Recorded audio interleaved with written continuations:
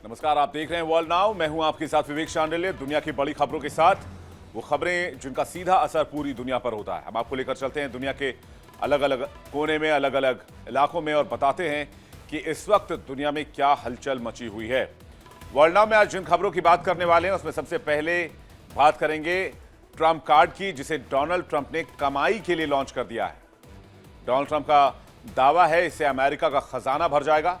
Trump ने gold card visa को आज से लोगों के लिए शुरू कर दिया, यानी पैसे दो और अमेरिका का गोल्ड कार्ड खरीदो, अमेरिका में रहने का अधिकार खरीदो। इस गोल्ड कार्ड को लेकर ट्रंप काफी इतरा रहे हैं, इसे अमेरिका के लिए बेहतर भविष्य के लिए बता रहे हैं। आखिर क्या है ये गोल्ड कार्ड, क्या आप इसे खरीद सकते हैं, और अगर आप इसे खरीदना चाहते हैं तो आपको कितना पैसा चुकाना होगा, आपको बताएंगे। अमेरिका के लिए गोल्ड कार्ड से क्या फायदा होगा, इसके लिए आवेदन कैसे किया जा सकता है। इसके साथ ही बात करेंगे गोल्ड कार्ड से ग्लोबल जॉब्स पर असर की। ट्रंप ने जो कार्ड लॉन्च किया है ये कैसे दुनिया में टैलेंट आउटफ्लो करेगा, ये खतरा है या फिर एक अवसर, ये भी आपको बताएंगे। इसके साथ ही एक और बड़ा फैसला आया है H1B वीजा को लेकर, नए नियमों की, जिससे भारतीयों की मुश्किलें बढ़ गई हैं। H1B वीजा से पहले अब सोशल मीडिया चेक होगा और जितने H1B वीजा के लिए इंटरव्यूज शेड्यूल हो गए थे, जिनका सिलेक्शन हो गया था, उन सबको होल्ड पर डाल दिया गया है। यानी जो लोग अमेरिका जाने का ख्वाब देख रहे थे, अमेरिका में जाकर रहने का, वहां काम करने का सपना बुन रहे थे, उन सबको लगा है करारा झटका। इसके बारे में भी आपको बताएंगे डिटेल से, कैसे 85,000 वीजा को होल्ड पर डाल दिया अमेरिका ने, यह भी आपको दिखाएंगे। इसके बाद बात करेंगे ट्रंप की जुबान की, जो एक बार फिर से फिसली है और इस बार भी तारीफ के चक्कर में वो कुछ ऐसा बोलते गए जिसकी वजह से विवाद हो गया। अब ट्रंप अपनी ही टीम की एक महिला अधिकारी की सुंदरता की खुलकर तारीफ करते नजर आए। ट्रंप ने प्रेस सेक्रेटरी कैरोलिन लेविट की तारीफ में कसीदे पढ़े और उनके ओठों को मशीन गन बता दिया। हालांकि पहली बार नहीं है जब ट्रंप ने महिलाओं के लिए इस तरह से विवादित बयान दिए हों या विवादित तारीफ की हो। आपको ट्रंप के इस विवादों के सिलसिले के बारे में भी डिटेल से बताएंगे। फिर बात करेंगे न्यूयॉर्क के नवनिर्वाचित मेयर जोरान ममदानी की। जोरान ममदानी गरीबों का आसरा मुद्दा बनाकर, गरीबों के लिए घर मुद्दा बनाकर न्यूयॉर्क में मेयर का चुनाव जीत गए। गरीबों की बात करके, गरीबों की माला जप के, गरीब गरीब करते वो न्यूयॉर्क के मेयर की कुर्सी तक पहुंच गए। लेकिन अब ममदानी खुद एक आलीशान बंगले में रहने जा रहे हैं। इस आलीशान बंगले की कीमत सुनकर आप चौंक जाएंगे। हालांकि बंगला उनके पर्सनल के लिए नहीं है, ये मेयर निवास है जिसमें वो रहने वाले हैं। ममदानी का ये नया घर क्यों चर्चा में है, इसकी कीमत क्यों चर्चा में है, साथ ही आपको ये भी बताएंगे जो ममदानी कभी कहते थे कि सरकारी आवास और सुविधाएं नहीं लेनी चाहिए, अब वो सरकारी बंगले में शिफ्ट होने के लिए तैयार हो गए। और ये बंगला करोड़ों का नहीं, ये बंगला अरबों का है। ममदानी के किराए के अपार्टमेंट के बारे में बताएंगे, जिसको लेकर विरोधी निशाना साधते हैं। ममदानी के सिंपल लाइफ और अपार्टमेंट को लेकर आखिर क्यों विवाद होते हैं, वो भी आपको बताएंगे। इसके बाद बातचीत करेंगे अमेरिकी पार्लियामेंट की और उस तस्वीर की जहां पर अमेरिका में काफी ज्यादा विवाद हो गया है। प्रधानमंत्री नरेंद्र मोदी और रूसी राष्ट्रपति पुतिन की फोटो, कार वाली सेल्फी अमेरिका की संसद में लहराई गई है। आखिर क्यों अमेरिका की संसद में ट्रंप फेल्ड फॉरेन पॉलिसी लहराया गया, क्यों पीएम मोदी के पोस्टर्स अमेरिका के संसद में लहराए गए, यह भी आपको बताएंगे। और इसने पूरे अमेरिका में एक नई बहस छेड़ दी है। क्या डोनाल्ड ट्रंप ने भारत से दुश्मनी मोल लेकर मोदी के साथ रिश्ते खराब करके अपने लिए चुनौतियां पैदा कर दी हैं? खबर को डिटेल से देखिएगा, वर्ल्ड नाउ में बने रहिए हमारे साथ। तो चलिए शुरुआत करते हैं और देखते हैं वर्ल्ड नाउ। वर्ल्ड नाउ में सबसे पहले बात करेंगे ट्रंप के गोल्डन कार्ड वीजा प्रोग्राम की, जिसे आधिकारिक तौर पर लॉन्च कर दिया गया है। अमेरिकी राष्ट्रपति डोनाल्ड ट्रंप ने ट्रंप गोल्ड कार्ड के लिए अप्लाई प्रोसेस शुरू करने का ऐलान कर दिया है और इसके लिए आवेदक आज से ही आवेदन कर सकते हैं। दरअसल ट्रंप ने कुछ वक्त पहले एक नया वीजा प्रोग्राम शुरू किया है, जिसमें उन्होंने इसका नाम ट्रंप गोल्ड कार्ड का ऐलान किया था। राष्ट्रपति ट्रंप का कहना है कि नए वीजा प्रोग्राम से अमेरिकी खजाने में अरबों डॉलर का इजाफा होगा। ट्रंप ने ट्रूथ सोशल पोस्ट पर लिखा, अमेरिकी सरकार का ट्रंप गोल्ड कार्ड आज से शुरू, योग्य और जांचे परखे लोगों के लिए नागरिकता का सीधा रास्ता। बहुत उत्साहजनक है। हमारी कंपनियां अब अपनी कीमती प्रतिभाओं को रोक कर रख सकेंगी। ट्रंप ने आगे बताया कि मेरे लिए और देश के लिए बहुत उत्साह की बात है, हमने Trump gold card scheme launch कर दिया है। इसे मिलने वाला पूरा पैसा अमेरिकी सरकार को जाएगा। ये ग्रीन कार्ड जैसा है पर फायदा ज्यादा है। कंपनियां किसी भी कॉलेज में जा सकेंगी, कार्ड खरीद सकेंगी और उस व्यक्ति को अमेरिका में रख सकेंगी जिनकी उन्हें जरूरत है। यह हमारे देश में बड़े प्रतिभाशाली लोगों को लाने का मौका देगा। हालांकि गोल्ड कार्ड के लिए भारी भरकम फीस भी चुकानी होगी। राष्ट्रपति ट्रंप ने कहा कि कई प्रतिभाशाली छात्र कॉलेज से पास होने के बाद भारत, चीन या फ्रांस लौट जाते हैं, लेकिन इस कदम से कंपनियां खुश होंगी। उन्होंने कहा, मुझे पता है कि एप्पल के टिम कुक भी काफी समय से इस बारे में बात कर रहे थे। उन्होंने कहा कि एक बड़ी समस्या है लेकिन अब नहीं रहेगी। ट्रंप पहले भी ऐसे गोल्ड कार्ड जैसी वीजा योजना की बात कर चुके हैं जिसका उद्देश्य अमीर या ज्यादा कुशल विदेशी नागरिकों को आकर्षित करना है ताकि अमेरिका में शीर्ष प्रतिभा और बड़ा निवेश किया जाए। कार्ड की घोषणा करते हुए ट्रंप ने कहा कि यह कुछ हद तक ग्रीन कार्ड जैसा है, लेकिन ग्रीन कार्ड की तुलना में इसके कई बड़े फायदे हैं। इस योजना को एक प्रीमियम रेजिडेंसी प्रोग्राम के तौर पर डोनाल्ड ट्रंप ने पेश किया है। तो सबसे पहले जानिए कि एक गोल्डन कार्ड स्कीम आखिर क्या है। यह अमेरिकी वीजा का सीधा, सरल और नया रास्ता है जिसे ट्रंप गोल्ड कार्ड के नाम से लॉन्च किया गया है। कोई विदेशी लगभग 8-9 करोड़ रुपए देता है तो अमेरिका में अनलिमिटेड रेजिडेंसी का अधिकार वो पालेगा। इससे अमेरिका में नागरिकता पाने की राह आसान हो जाएगी। हालांकि पासपोर्ट और वोट का अधिकार नहीं मिलेगा। कंपनी अपने किसी विदेशी कर्मचारी को अमेरिका लाना चाहती है तो वो 17 करोड़ देकर उसे स्पॉन्सर कर सकती है। शुरुआत में $15,000 की प्रोसेसिंग फीस भी देनी होगी। आवेदन देने के कुछ हफ्ते में इंटरव्यू होगा।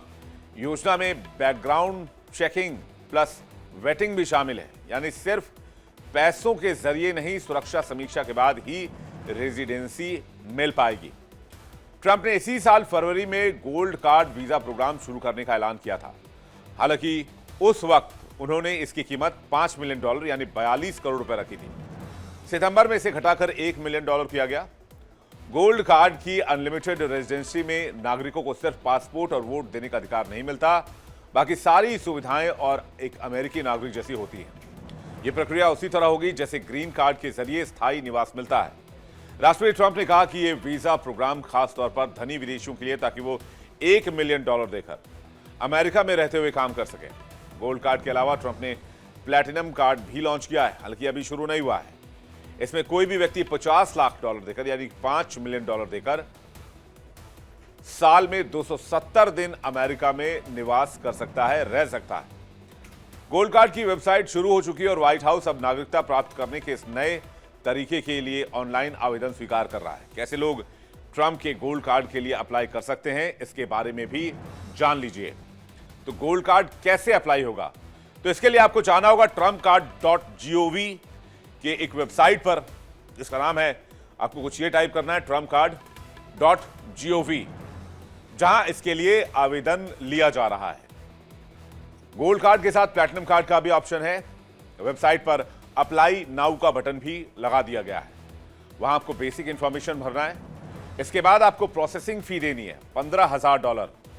फिर बैकग्राउंड चेक प्रोसेस शुरू हो जाएगा और बैकग्राउंड चेक प्रोसेस जैसे ही आपका क्लियर होगा फिर आपको देना होगा $1 मिलियन। यह कार्यक्रम EB-5 वीजा की जगह लेने के लिए बनाया गया है, जो 1990 में विदेशी नागरिकों को निवेश जो है, विदेशी निवेश, उसको बढ़ावा देने के लिए कांग्रेस की तरफ से शुरू किया गया था। लेकिन वो वेबसाइट हम आपको इस वक्त दिखा रहे हैं, जो वेबसाइट डोनाल्ड ट्रंप ने लॉन्च किया। हालांकि आपको थोड़ा सा, चूंकि ये एकदम व्हाइट बैकग्राउंड में से लॉन्च किया गया है, तो थोड़ा देखने में आपको यहां पर परेशानी हो रही होगी। लेकिन अगर आप देखेंगे तो यहां पर ये तो ओवल ऑफिस की तस्वीर है जहां पर डोनाल्ड ट्रंप बैठे हुए हैं और अक्सर यहां पर वो प्रेस ब्रीफिंग करते हुए नजर आते हैं। तो बाकायदा एक वेबसाइट शुरू कर दी गई है, उस वेबसाइट पर जाकर सीधे आवेदन किया जा सकता है। और वेबसाइट भी हम आपको दिखाना चाहेंगे, जल्दी से वेबसाइट की तस्वीर लेकर आइए। ये देखिए, ट्रंप गोल्ड कार्ड, यही वो वेबसाइट है और ये रहा अप्लाई नाउ का बटन। और कुछ इस तरह से इंटरफेस बनाया गया है। स्पेशल बेनिफिट्स भी बताए गए हैं। ट्रंप प्लैटिनम कार्ड के ऊपर कमिंग सून लिखा गया है। गोल्ड कार्ड के लिए अप्लाई नाउ कर सकते हैं और individual Trump gold card, individual Trump platinum card coming soon यहां पर लिखा गया है। फिर कॉर्पोरेट में भी है, कॉर्पोरेट कार्ड भी आप यहां पर कंपनियां जो है वो उसके लिए अप्लाई कर सकती हैं। तो कुछ इस तरह से इंटरफेस है इसका, जो भी हमने आपको दिखाया। बता दें आपको कि जो ये कार्यक्रम है जो इस वक्त आप देख रहे हैं, ये EB-5 वीजा की जगह लेने के लिए बनाया गया है, जो 1990 में विदेशी निवेश को बढ़ावा देने के लिए शुरू किया गया था, जिसके तहत लोग लगभग $10 लाख किसी ऐसी कंपनी में निवेश कर सकते थे जो कम से कम 10 लोगों को रोजगार देती हो। ट्रंप गोल्ड कार्ड वीजा सामाजिक, आर्थिक और नीतिगत रूप से अमेरिका में इमिग्रेंट एंट्री का तरीका बदल सकता है। जो लोग काफी संपन्न होंगे वो सीधे रेजिडेंसी के लिए आवेदन कर सकते हैं इस वेबसाइट के जरिए जो इस वक्त आप देख रहे हैं। बिना नौकरी या बिना व्यवसाय स्थापित किए जाइए, अमेरिका में रहिए। इससे अमेरिका में पैसों से वीजा पाने वालों की संख्या बढ़ सकती है। साथ ही इक्विटी इन इमिग्रेशन का मसला भी उठ सकता है। अप्लाई करने के बाद प्रक्रिया में कुछ हफ्ते लगेंगे और उसके बाद एक इंटरव्यू होगा। सफल आवेदक को EB-1 या EB-2 वीजा धारक के रूप में वैध यानी कि लॉफुल परमानेंट रेजिडेंस का आधार या दर्जा मिल जाएगा। यह रोजगार आधारित वीजा है जो उन व्यक्तियों के लिए दिए जाते हैं जिसमें असाधारण या विशेष क्षमताएं होती हैं। वेबसाइट पर यह भी बताया गया है कि ट्रंप प्लैटिनम कार्ड भी जल्दी आने वाला है। विदेशी नागरिक चाहें तो अपनी जानकारी देकर वेटिंग लिस्ट में नाम दर्ज करा सकते हैं। अगर कोई $5 मिलियन देता है तो सरकार कहती है कि उसकी योग्यता तय होने के बाद वो व्यक्ति साल में 270 दिन तक अमेरिका में रह पाएगा। साथ ही उसकी अमेरिका के बाहर की कमाई पर कोई अमेरिकी टैक्स नहीं लगेगा। हालांकि ट्रंप के इस गोल्ड टिकट के कुछ नियम भी हैं। वो नियम कायदे भी आपको पता होने चाहिए। यदि कोई आवेदक राष्ट्रीय सुरक्षा के लिहाज से खतरा माना जाता है या गंभीर अपराध में संलिप्त पाया जाता है तो उसका गोल्ड कार्ड रद्द कर दिया जाएगा। कुछ देशों के लिए आवेदन प्रक्रिया में समय लगता है। वेटिंग टाइम पीरियड 1 साल या उससे अधिक हो सकती है। गोल्ड कार्ड धारकों की वर्ल्ड वाइड इनकम पर अमेरिकी टैक्स लागू होगा। ट्रंप का दावा है कि गोल्ड कार्ड न केवल ग्रीन कार्ड की तुलना में तेज प्रोसेस होगा बल्कि इसमें कुछ व्यवसायों को भी अतिरिक्त सुविधाएं दी जाएंगी। सफल आवेदक को EB-1 या EB-2 कैटेगरी में वैध स्थायी निवासी का दर्जा मिलेगा। EB-1 या EB-2 अमेरिका में अहम क्यों है ये भी जान लीजिए। क्या है EB-1 और EB-2 वीजा, आइए देखते हैं जल्दी से। ये दो तरह के वीजा होते हैं, EB-1 और EB-2, जो अमेरिका में जल्दी और स्थायी तौर पर रहने का मौका देते हैं। EB-1 सबसे उच्च प्राथमिकता वाली श्रेणी है। उन लोगों के लिए है जिनके पास बहुत खास काबिलियत होती है, जैसे बड़े कलाकार, वैज्ञानिक, कंपनी के बड़े अधिकारी जिन्होंने अपने क्षेत्र में कोई बड़ी उपलब्धि हासिल की हो। इस वीजा के लिए इंतजार बहुत कम है, ग्रीन कार्ड जल्दी मिल जाता है। फिर बारी आती है EB-2 की, जिनके पास अच्छी पढ़ाई लिखाई या विशेष स्किल है, स्पेशल स्किल है। मास्टर्स या उससे ऊपर की डिग्री वाले लोग ऐसे प्रोफेशनल हैं जिनकी अमेरिका में जरूरत है, जो अमेरिकी कंपनी में काम करते हैं या जो अमेरिका को फायदा पहुंचा सकते हैं। उन लोगों को ये EB-2 दिया जाएगा। ट्रंप के मुताबिक ये सिर्फ वीजा कार्यक्रम नहीं है बल्कि अमेरिकी अर्थव्यवस्था के लिए एक बड़ा रेवेन्यू सोर्स भी होगा। उन्होंने उम्मीद जताई है कि गोल्ड कार्ड खरीदने वालों की तो कतार ही लग जाएगी। लाइन में लगकर लोग ये कार्ड खरीदने वाले हैं और ऐसे में अरबों डॉलर अमेरिकी खजाने में आने लग जाएंगे, जिससे देश को नई आर्थिक मजबूती मिलने लगेगी। ट्रंप ये बात क्यों कह रहे हैं? इसमें जॉब क्रिएशन की सख्त जरूरत नहीं है। इसके बजाय अमीर आवेदकों से सीधे गिफ्ट लिया जाता है जो यूएस ट्रेजरी में जाएगा। कैसे, क्या प्लान है, जरा समझते हैं। जो पैसा लोग गोल्ड कार्ड के लिए देंगे वो सभी गिफ्ट फंड्स यूएस ट्रेजरी में जमा हो जाएगा, जो फेडरल गवर्नमेंट के लिए एक इनकम का नया सोर्स बनते हैं। अगर बहुत सारे कार्ड बिकेंगे तो बहुत ज्यादा पैसा आएगा, जिससे अमेरिका अपने कर्ज को उतार पाने में सक्षम होगा। कर्ज कम होने से सरकार को ब्याज पर पैसा कम खर्च करना पड़ेगा और वो पैसे दूसरी जरूरी चीजों में लगा सकेगी। सरकार का बजट मजबूत होगा और अर्थव्यवस्था स्थिर होगी, क्योंकि इस वक्त अमेरिका एक इकोनॉमिक क्राइसिस से जूझ रहा है। इसके अलावा टॉप टैलेंट का आकर्षण, ये अच्छे और अमीर इमिग्रेंट्स को जल्दी ग्रीन कार्ड और नागरिकता देता है। कंपनियां अपने टॉप कर्मचारियों को अमेरिका में रख पाएंगी। ये लोग हाई स्किल्ड जॉब्स में योगदान देंगे। इससे अमेरिका को दुनिया भर से जो शानदार स्किल वाले लोग हैं जो टेक्नोलॉजी फाइनेंस को बेहतर बनाएंगे। अमेरिका की कंपनियां ज्यादा ताकतवर और प्रतिस्पर्धी भी बनेंगी, यह भी कहा जा रहा है। फिर आता है मामला टैक्स राजस्व का। गोल्ड कार्ड धारक अमेरिका में रहकर काम करेंगे और टैक्स भी देंगे, जैसे income tax, sales tax, property tax. वो घर, कार और दूसरी चीजें खरीदेंगे, जिससे स्थानीय व्यवसाय बढ़ेंगे, जो लोकल इकोनॉमी को बूस्ट करेगा। ये अमीर इमिग्रेंट नए बिजनेस की शुरुआत कर सकते हैं या निवेश भी कर सकते हैं, जिससे नई नौकरियां बनेंगी, जीडीपी ग्रोथ बढ़ेगी, खासकर हाई ग्रोथ सेक्टर्स में। फिर बारी आती है ग्लोबल प्रतिस्पर्धा और निवेश की। कई देशों के पास ऐसे प्रीमियम वीजा होते हैं, जैसे कनाडा, यूके के पास हाई वैल्यू वीजा हैं, जो अमीरों को आकर्षित करते हैं। यह प्रोग्राम अमेरिका को दुनिया का बेहतरीन वीजा हब बनाएगा, जो विदेशी निवेश को बढ़ाएगा, जो ट्रेड डील्स के साथ मिलकर आर्थिक उछाल लाएगा। लेकिन यह सब कुछ अभी बहुत दूर है। इसे आप ऐसे भी समझ सकते हैं, ये एक बीरबल की खिचड़ी की तरह है, ना जाने कब पके। और ना जाने डोनाल्ड ट्रंप के इस गोल्ड कार्ड के लिए आवेदकों की कितनी लंबी लाइन लगने वाली है, क्योंकि आवेदकों को यहां भारी भरकम रकम चुकानी है। आम भारतीय ये कार्ड लेना चाहे तो उसे $1 मिलियन देना होगा। $1 मिलियन मतलब कितने रुपए? 9 करोड़ रुपए। तब जाके आपको लगेगा कि आप अमेरिका में रह सकते हैं और अमेरिका आपको परमिशन देगा। $5 मिलियन, लगभग 44 करोड़ रुपए में धन कुबेर गोल्ड कार्ड हासिल कर सकेंगे। ऐसे में अमेरिकी नागरिकता हासिल कर पाना आम भारतीयों के लिए काफी महंगा हो गया है।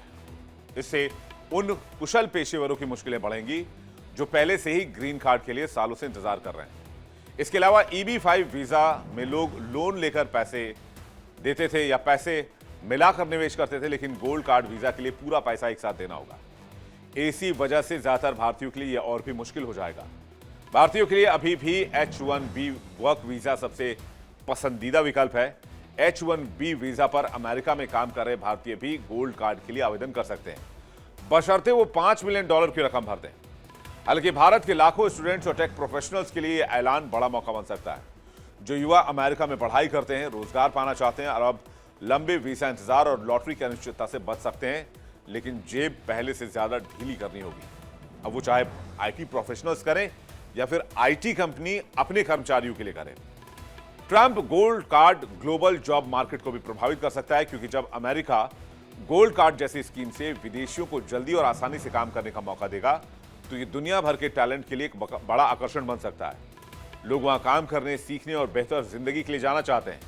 इसका मतलब यह है कि टैलेंट का ग्लोबल मार्केट भी इंटरकनेक्टेड हो जाएगा। ग्लोबल जॉब पर क्या असर हो सकता है, आइए देखते हैं इस गोल्ड कार्ड का। अगर इस पर नजर डालें तो अमेरिकी कंपनियां विदेशी टैलेंट को तेजी से हायर कर पाएंगी, जैसे कि इंजीनियर, हेल्थ केयर में कुशल लोगों की भर्ती।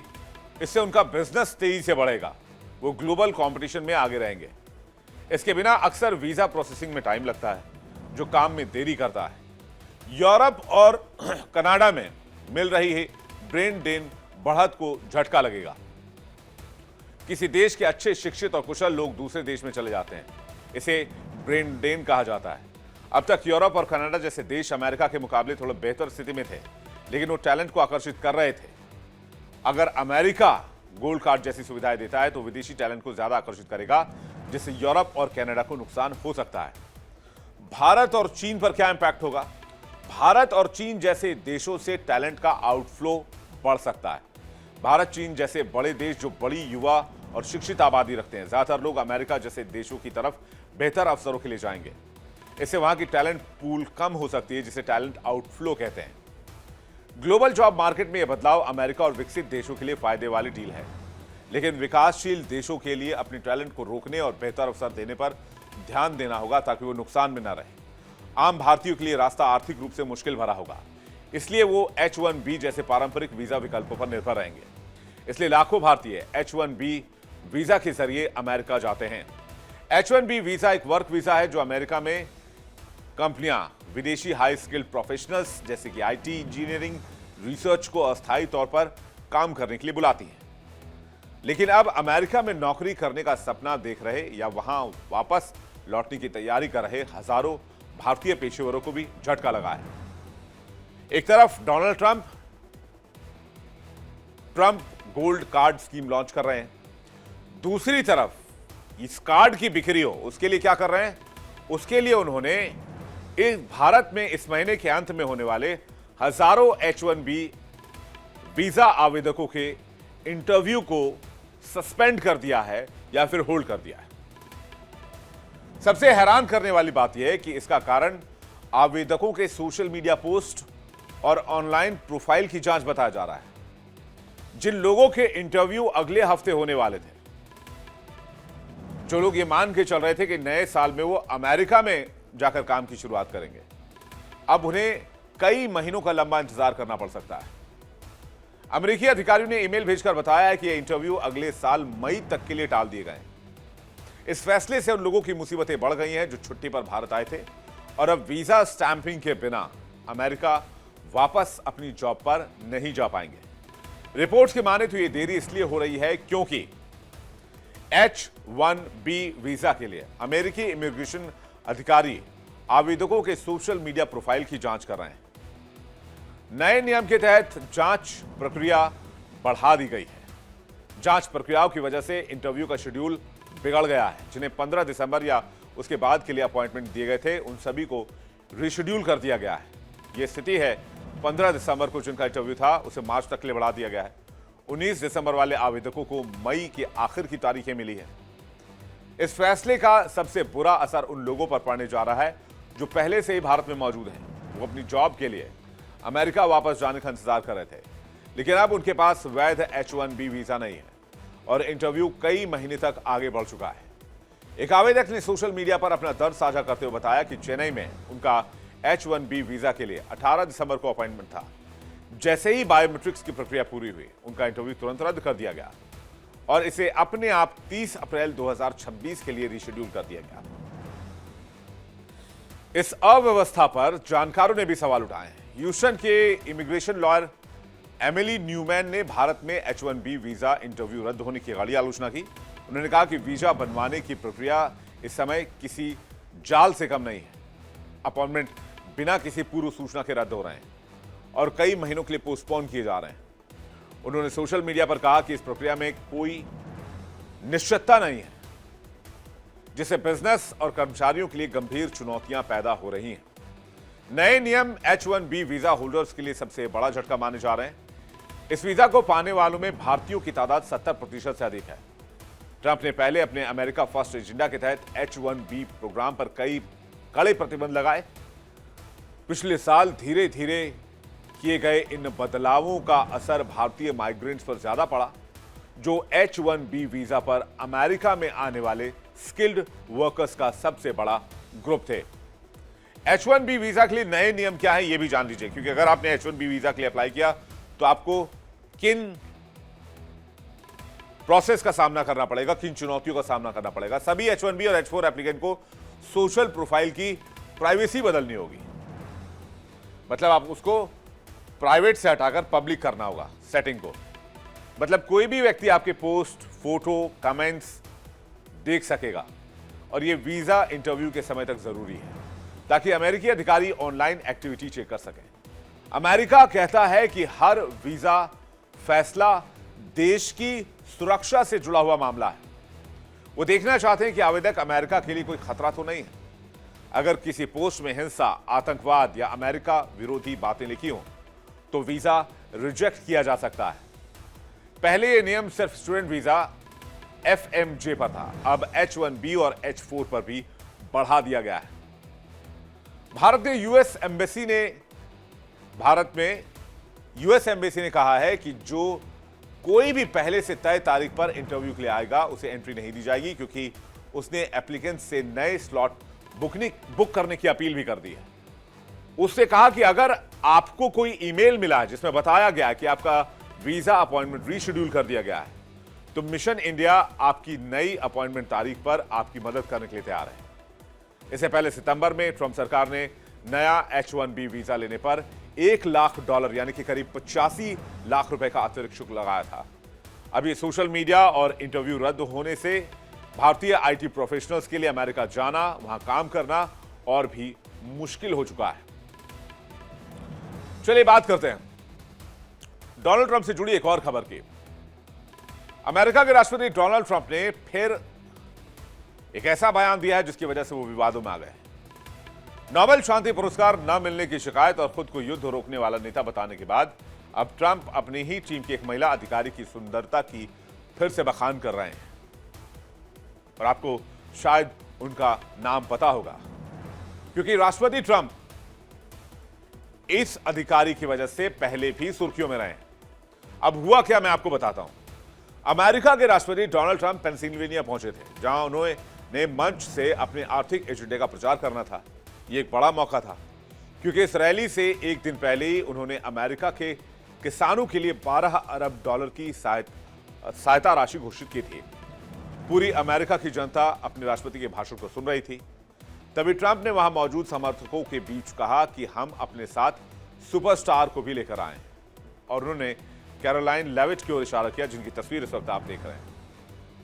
उन्होंने वहां मौजूद भीड़ से पूछा, क्या वो महान नहीं है? क्या कैरोलाइन लेविट शानदार नहीं है?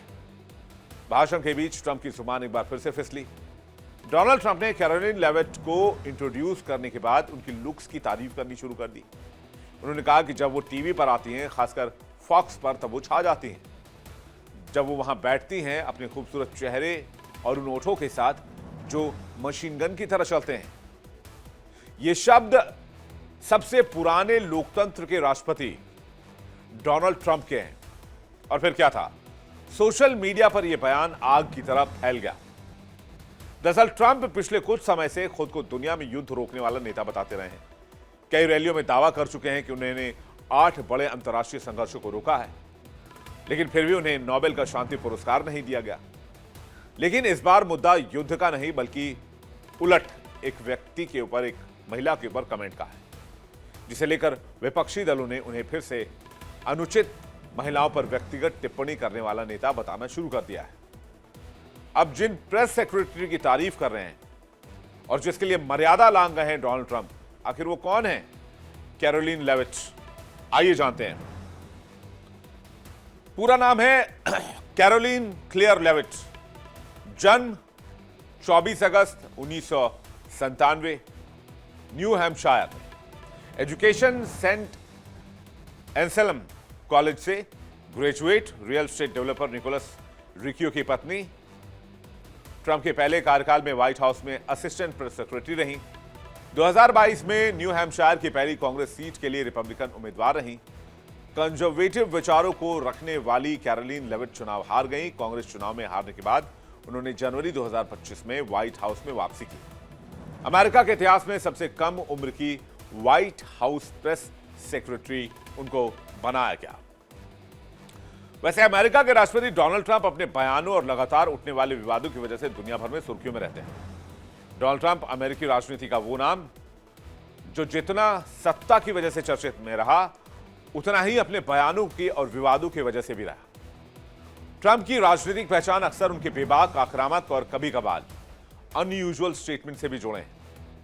चाहे चुनावी रैलियां हो, सोशल मीडिया प्लेटफॉर्म हो, ट्रंप का हर बयान सुर्खियों में जगह पा लेता है। ट्रंप के बयान पर कब कब विवाद हुआ और कब कब सवाल उठे, ये जानते हैं। तुलसी गबार्ड की तारीफ की। ट्रंप ने hottest in the room Tulsi Gabbard को कह दिया था। ओबामा से जुड़ी रिपोर्ट पेश करने पर तारीफ की। लोगों ने टिप्पणी को गलत बताया। प्रेस सेक्रेटरी की तारीफ की, वो तो आपको पता ही, जैसे मैंने आपको बताया कैरोलिन लेविट की तारीफ करते रहे हैं। इससे पहले भी तारीफ करी है उन्होंने। कैरोलिन को कह रहे वो एक स्टार है और अब तक की सबसे बेहतरीन प्रेस सचिव है। चेहरा, दिमाग और होठ ऐसे हिलते हैं जैसे कि मशीन गन चल रही हो। इस पर भी सोशल मीडिया पर विवाद बढ़ गया। महिला रिपोर्टर की तारीफ कर दी। महिला रिपोर्टर की सोशल मीडिया पर खूब तारीफ की। इसके अलावा अटॉर्नी जनरल पैम बॉन्डी की तारीफ की। मजाकिया अंदाज में कहा, पैम सुंदर और स्मार्ट है। पैम मेरा राजनीतिक करियर का अंत कर सकती हैं। इसके अलावा कार्ली फियोरिना के बारे में विवादित बयान दिया। 2016 के अमेरिकी राष्ट्रपति चुनाव प्रचार के दौरान फियोरिना रिपब्लिकन प्राइमरी में एक उम्मीदवार थी। ट्रंप ने कहा था, उस चेहरे को देखो, क्या कोई उसे वोट देगा?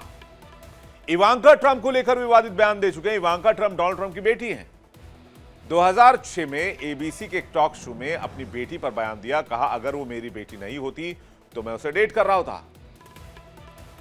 डोनाल्ड ट्रंप दावा करते हैं कि महिलाओं को बढ़ावा देना चाहते हैं, लेकिन लेविट की तारीफ करके दुनिया के सामने ऐसी इमेज रखना चाहते हैं जिससे विवाद हो।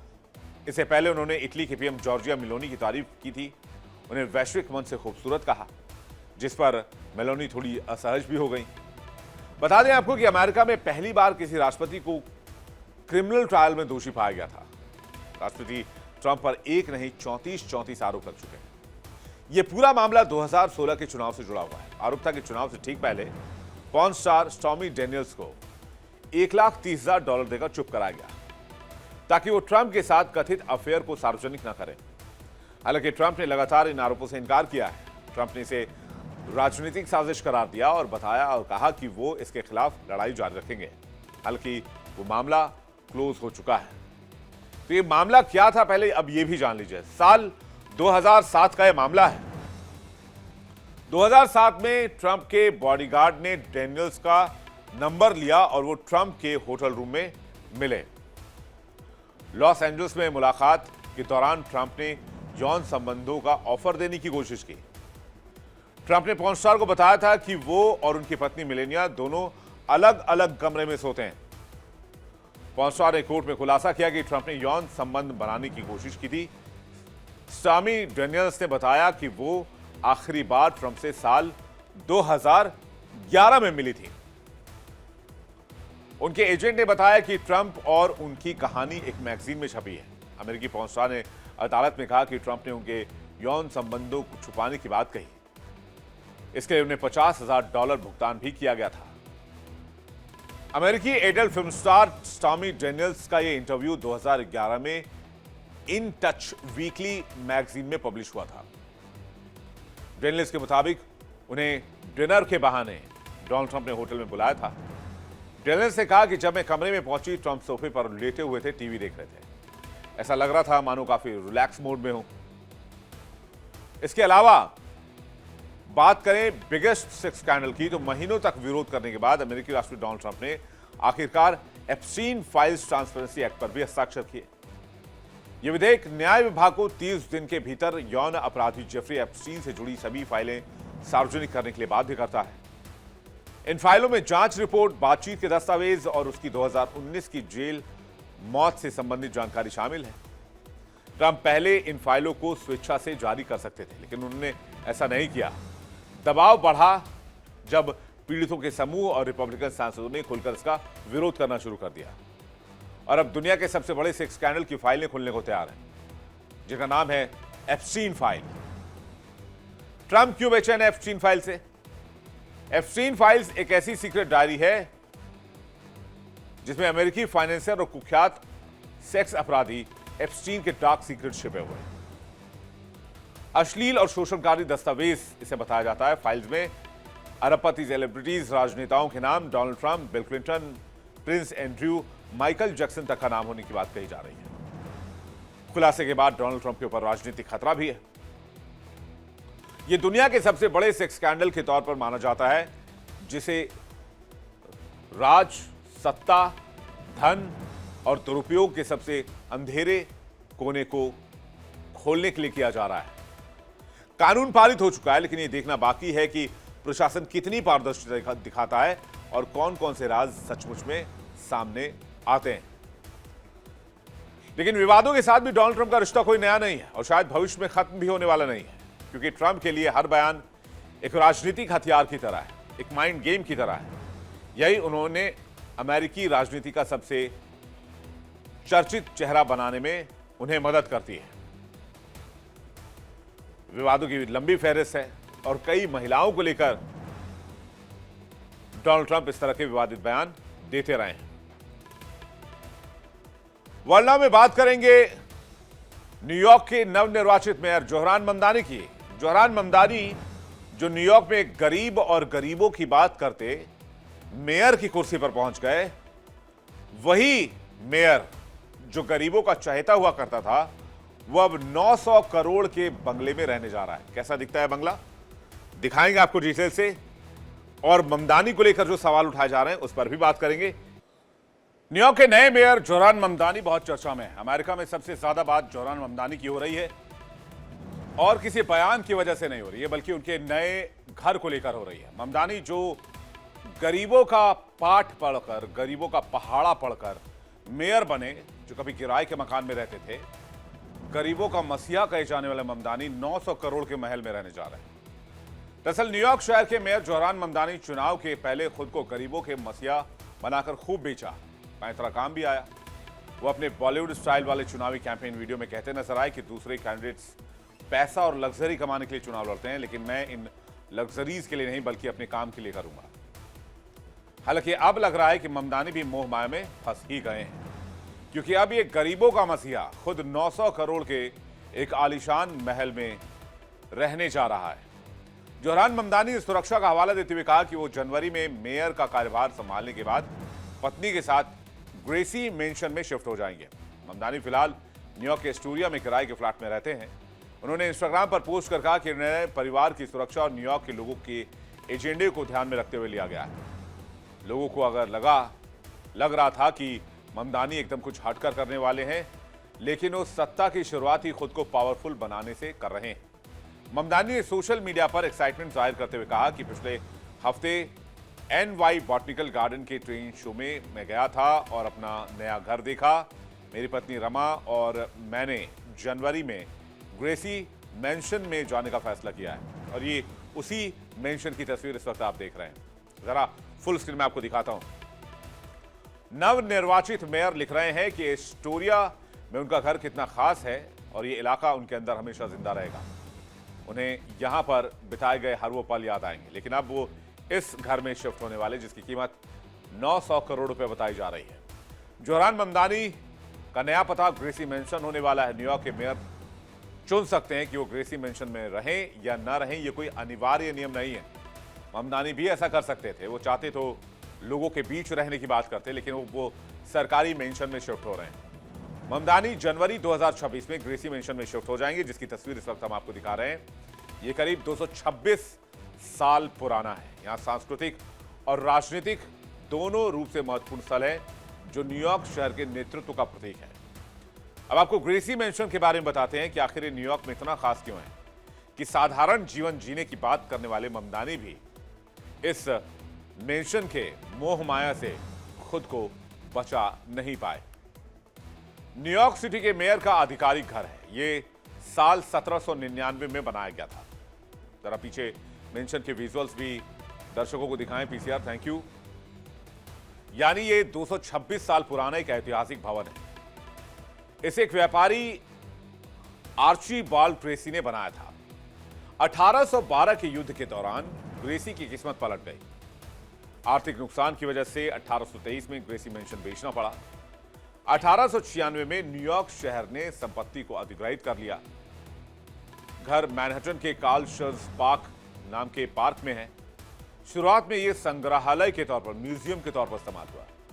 फिर 1942 में इसे मेयर का घर बना दिया गया, और उसके बाद से जितने भी मेयर न्यूयॉर्क के बने वो सभी लगभग इसी मेंशन में रहे।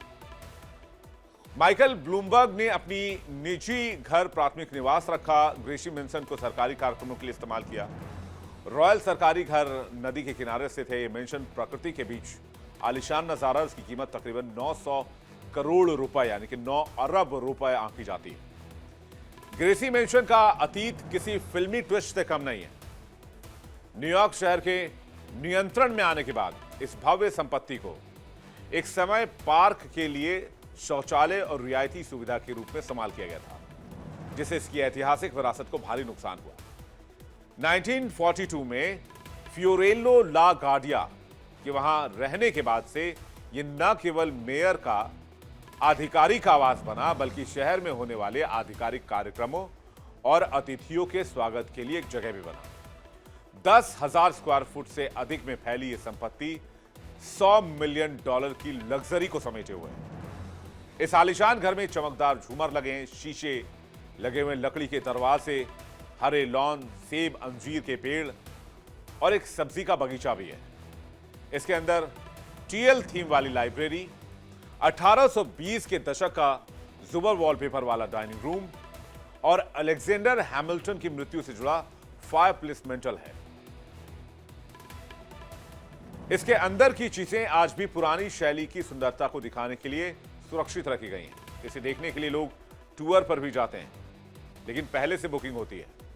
2002 में मेयर माइकल ब्लूमबर्ग ने इसे फिर से रेनोवेट करवाया और इसे पीपल्स हाउस बनाया। एस्टोरिया एक किफायती इलाका है जहां युवा और परिवार बसते हैं, जबकि अपर ईस्ट साइड दुनिया के कुछ सबसे प्रसिद्ध म्यूजियम और बार का केंद्र है। ग्रेसी मेंशन की बरामदे से ईस्ट रिवर का खूबसूरत नजारा दिखता है। सुरक्षा के मामले में भी ग्रेसी मेंशन काफी मजबूत है। यहाँ ऊंची बाड़ और कैमरे तैनात किए गए हैं। बाहर पुलिसकर्मी तैनात रहते हैं। भारी सुरक्षा और कार्यक्रमों के लिए पर्याप्त जगह भी है। लगभग सभी मेयर ग्रेसी मेंशन में रहना चाहते हैं। हालांकि ममदानी ने आवास, स्थिरता और अफोर्डेबिलिटी को प्रमोट करके न्यूयॉर्क का चुनाव जीता था, लेकिन शायद वो चुनाव के पहले की बात थी। अब चुनाव खत्म हो चुका है, ममदानी जीत चुके हैं और ममदानी के प्रतिद्वंद्वी एंड्रू कुओमो ने तर्क दिया था कि ममदानी को वेतन कमाते हुए किसी सरकारी घर में नहीं रहना चाहिए। उन्होंने एक इंटरव्यू के दौरान कहा था कि मुझे अभी नहीं पता कि मैं कहां रहूंगा, लेकिन मैं ये जरूर जानता हूं कि मैं कहां काम करूंगा, वो है city hall. Mayor Zohran Mamdani और उनकी पत्नी रमा दुआजी वर्तमान में एक सिंगल बेडरूम वाले किराए के अपार्टमेंट में रहते हैं। न्यूयॉर्क रेडियो के साथ बातचीत में ममदानी ने संकेत दिए थे कि अब उन्हें एक कमरे का छोटा मकान जो है वो छोटा पड़ने लग गया है। द न्यूयॉर्कर रेडियो आवर ने पर उन्होंने बताया कि कैसे उनके अपार्टमेंट के सिंक से पानी टपकता था और उन्होंने सुबह फर्श पर तौलिए बिछाए। लेकिन ममदानी के इस किराए के अपार्टमेंट को लेकर भी काफी विवाद हुआ। चुनाव प्रचार के वक्त विरोधियों में ममदानी पर इस अपार्टमेंट को लेकर काफी निशाना साधा गया था। यह अपार्टमेंट खास क्यों है, इसके बारे में भी जान लीजिए, जहां ममदानी रहते हैं, जिस किराए के घर में। हालांकि अब यहां से शिफ्ट करने वाले हैं। ममदानी क्वींस के ऑस्ट्रेलिया में सिंगल बेडरूम अपार्टमेंट में रहते हैं। इसके एक महीने का किराया लगभग 2,07,000 रुपए है। यह रेंट स्टेबलाइज्ड अपार्टमेंट है। न्यूयॉर्क में कुछ अपार्टमेंट्स पर सरकार का कंट्रोल होता है। हर साल किराया सिर्फ थोड़ा सा बढ़ सकता है। मैनहट्टन इलाके में अपार्टमेंट का औसतन किराया 4,000 से $5,500 है, तो वहीं $2,300 के हिसाब से काफी इससे सस्ता माना जाता है। यह सुविधा गरीब या फिर मिडिल क्लास के लोगों के लिए बनी है, ताकि वो महंगे शहरों में रह सके। ममदानी की सालाना जो सैलरी है वो करीब 1.28 करोड़ रुपए है। चुनाव के दौरान विरोधी, खासकर पूर्व गवर्नर एंड्रू कुओमो ने ममदानी को कहा था कि तुम अमीर हो, फिर भी सस्ता अपार्टमेंट क्यों ले रखा है, यह गरीबों या जरूरतमंदों के लिए होना चाहिए। कुओमो ने तो जोहरान लॉ नाम का प्रस्ताव भी दिया, जिसमें ऊंची कमाई वाले लोग ऐसे अपार्टमेंट ना ले सकें जो गरीबों या मिडिल क्लास के लिए बनाई गई हो, अमेरिका के हिसाब से। कई लोगों ने कहा कि ममदानी हिपोक्रेट हैं, वो किराया फ्रीज करने की बात करते हैं लेकिन खुद इसका फायदा उठा रहे हैं। हालांकि ममदानी ने अपना बचाव किया था और कहा था कि जब मैंने ये अपार्टमेंट लिया था तब मेरी सैलरी सिर्फ $47,000 सालाना थी। उस वक्त हाउसिंग काउंसिलर की जॉब थी। मुझे पता ही नहीं था कि ये रेंट स्टेबलाइज्ड है। सुरक्षा कारणों से भी ऐसा करना जरूरी है। वो कहते हैं कि रेंट स्टेबलाइजेशन सभी के लिए और इसे खत्म नहीं करना चाहिए। लेकिन अब मेयर चुनाव में जीत के बाद ममदानी ने अपनी जिंदगी में बड़ा बदलाव करने का फैसला कर लिया। इसलिए अब किराए के मकान को छोड़कर एक शानदार बंगले में शिफ्ट होने वाले हैं, जिसमें लगभग 900 करोड़ रुपए की लागत आई। भारतीय मूल के जोहरान ममदानी ने अमेरिका के न्यूयॉर्क शहर के लिए मेयर का चुनाव जीता। उन्होंने डोनाल्ड ट्रंप की उस धमकी के बाद भी जीत हासिल की, जिसमें उन्होंने कहा था कि अगर ममदानी जीते हैं तो न्यूयॉर्क को फंड बंद कर देंगे।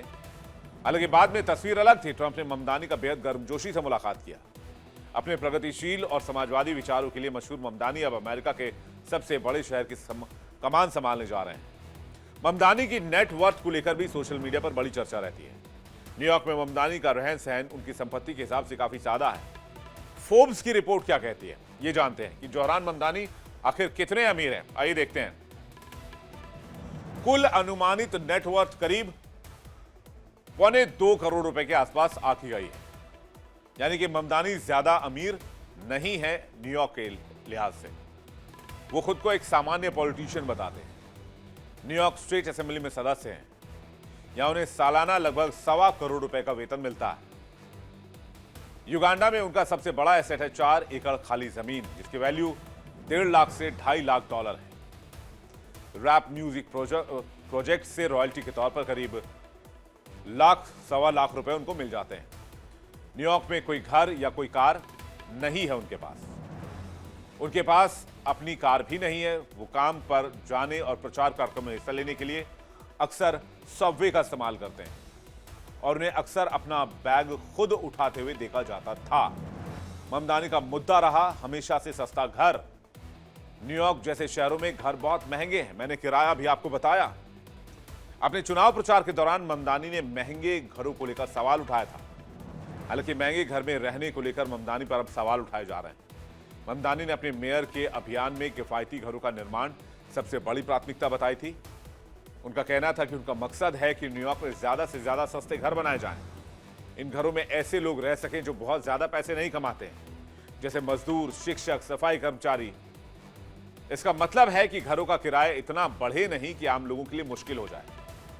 इसके साथ ही ममदानी चाहते थे कि जो लोग किराया नियंत्रित करते हैं, रेंट स्टेबलाइज करते घरों में रहते हैं, उनका किराया एक समय के लिए रोक दिया जाए।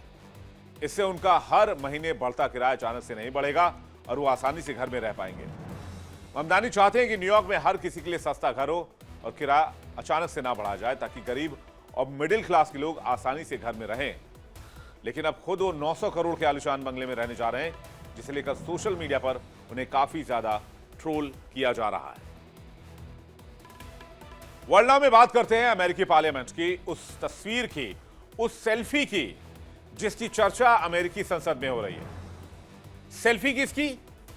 प्रधानमंत्री नरेंद्र मोदी की और व्लादिमीर पुतिन की। आपको तस्वीरें दिखाते हैं, देखिए किस तस्वीर की चर्चा हो रही है अमेरिकी पार्लियामेंट में।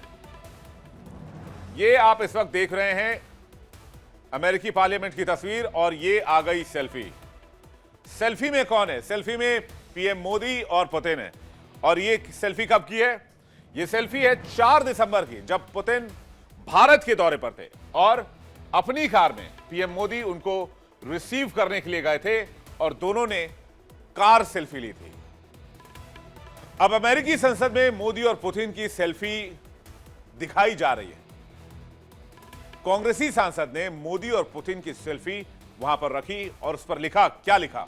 उस पर लिखा ट्रम्प्स फेल्ड फॉरेन पॉलिसी, क्योंकि पुतिन और मोदी बहुत करीब आ चुके हैं।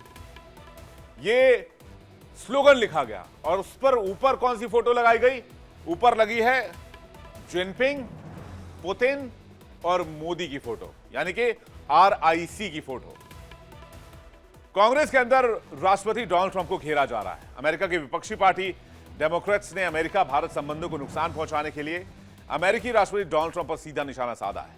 अमेरिकी संसद में कांग्रेस वुमन सिडनी कामलेवर ने मोदी पुतिन की सेल्फी वाले पोस्टर दिखाकर डोनाल्ड ट्रंप को खूब कोसा। सेल्फी वाली तस्वीर दिखाकर राष्ट्रपति ट्रंप की विदेश नीति की आलोचना की। जरा फुल स्क्रीन तस्वीर देखिए आप। उन्होंने इस फोटो के जरिए अमेरिका की विदेश नीति की जमकर आलोचना की। सिडनी कामलेगर डोव ने इस तस्वीर को दिखाकर अमेरिका को वार्न किया। उन्होंने कहा कि वॉशिंगटन भारत को मॉस्को के करीब धकेल रहा है। उन्होंने साफ साफ आरोप लगाया कि नई दिल्ली ही नहीं, अमेरिका ही भारत यूएस पार्टनरशिप को कमजोर कर रहा है। दरअसल रूसी राष्ट्रपति व्लादिमीर पुतिन पिछले हफ्ते अपने 2 दिवसीय भारत दौरे पर थे, जब वो दिल्ली के पालम एयरपोर्ट पहुंचे थे।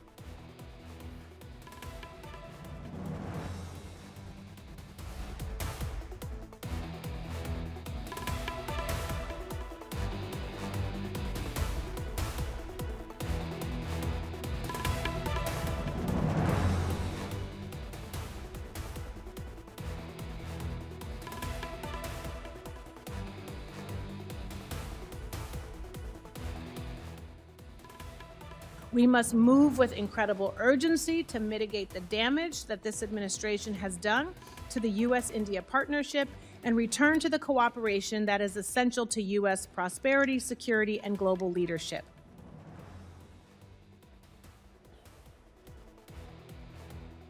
तो सीधा निशाना साध रही हैं अमेरिकी प्रतिनिधि सिडनी कैमलेगर। उन्होंने मोदी पुतिन की तस्वीर की ओर इशारा करते हुए कहा कि यह पोस्टर 1000 शब्दों के बराबर है। उन्होंने अमेरिकी राष्ट्रपति डोनाल्ड ट्रंप की भारत नीति की कड़ी आलोचना की।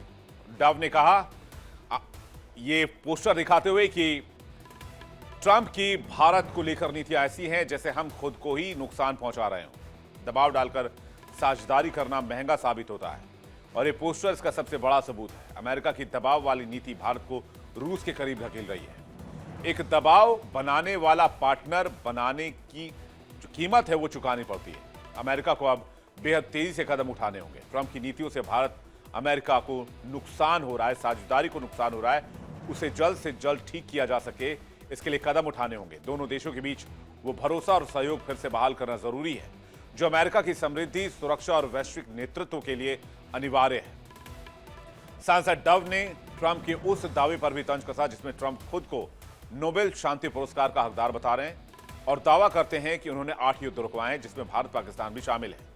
डव ने कहा कि जब आप कोई देश अपने सबसे अहम रणनीतिक साझेदारों को ही विरोधियों की ओर धकेल दे तो नोबेल शांति पुरस्कार का हकदार कैसे हो जाएगा।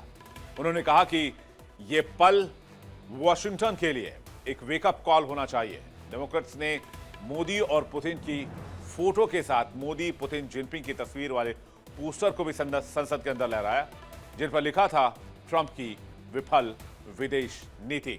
यानी भारत से पंगा लेकर डोनाल्ड ट्रंप अपने घर में ही गिरते जा रहे हैं और उनके पार्लियामेंट में उन पर सवाल उठाए जा रहे हैं कि आखिरकार आपने भारत और अमेरिका के संबंधों को डेंट क्यों पहुंचाया।